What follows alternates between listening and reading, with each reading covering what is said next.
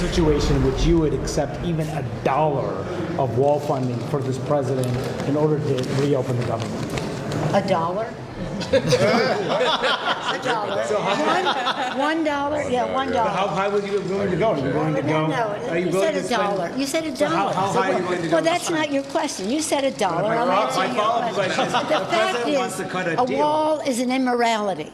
All right, so she's ready to partially fund the border wall to the tune of $1. All right, Kevin McCarthy joins us now. He's the House's brand new minority leader. All right, Mr. Leader, congratulations on the ascension.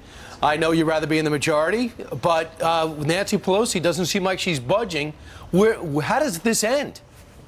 Well, we're going to have to find compromise. But one thing you have to see with the vote yesterday for Speaker, you realize why Nancy has not been serious about any offer. That was a very close vote for Speaker. She had to have all the members who voted against her, then the number of members who had to abstain to lower the threshold so she could become Speaker. Now, we have another meeting at the White House today. I hope they come back with a serious offer this time. But as you see from that press, this is really her shutdown because she wants to shut the government down for that point. Talk to me a little bit about the possibility of compromise. We just talked to Anthony Scaramucci saying, oh, they have to compromise. I just don't see it when you have Democrats making jokes about, oh, $1 for the border wall, ha, ha, ha, when they're not taking drug trafficking, human trafficking seriously, and when they're putting appropriations bills up that they know can't pass the Senate, let alone be approved by the president. Where do you find compromise with these two sides?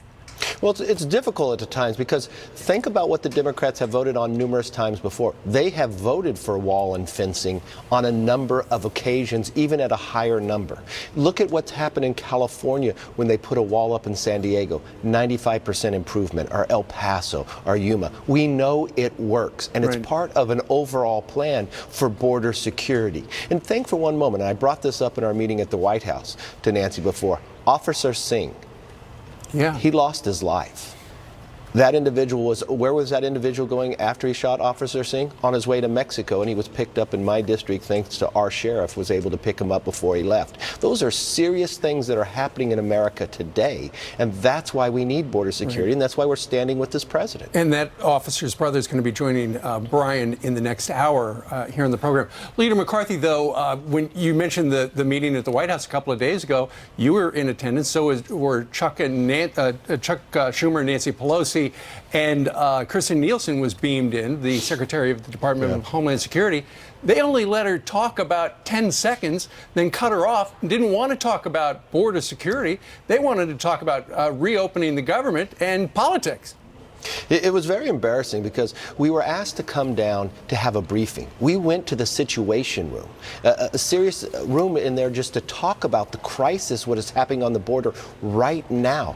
They would not even let the secretary speak. They interrupted her right away. And then finally, when she was able to interject and bring a few facts up, they didn't agree with the facts. They said that's not true. I mean, I've never seen anything like it. They were playing politics, and this is where the president was so good. He turned and looked and said, you know what, let's meet on Friday after your election, because it doesn't seem like you could actually be serious until then. So I'm hopeful today they could be a serious offer. At 11:30, it didn't take long for Brad Sherman, Congressman Sherman, to bring up articles of impeachment.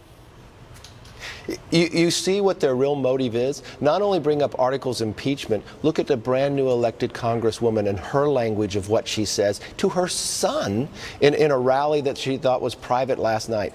Their whole focus here is to trying to attack this president while we're trying to move America forward. Look, I can work with anybody that wants to move America forward, but when they're just going to play these type of games, you're going to find us to be very strong on the other side and stand up for what's right with this country and this president. All right. He's the minority leader of the 116th Congress, Kevin McCarthy. I like to be referred to as Republican leader, but that's okay.